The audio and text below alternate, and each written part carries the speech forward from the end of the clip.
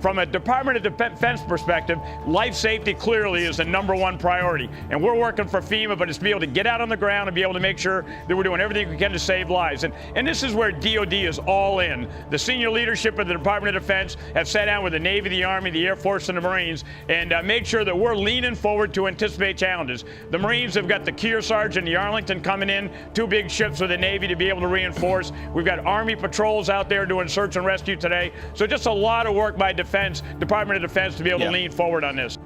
DOD is responding robustly. National Guard commanders have the experience and understanding to lead our forces.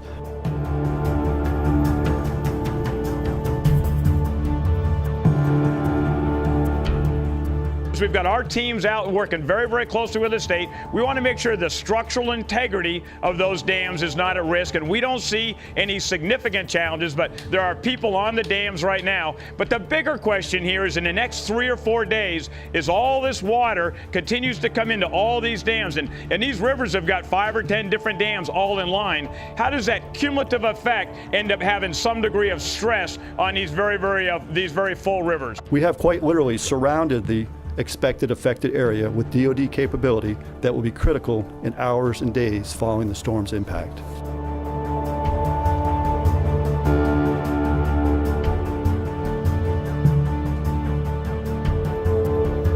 Right now we have over 7,500 Coast Guard men and women involved with the response and are ready to flow in more as needed. Our primary mission right now is search and rescue. We have 43 aircraft staged out of air stations Elizabeth City and Savannah, Georgia, and to date have rescued 5 people and assisted 1.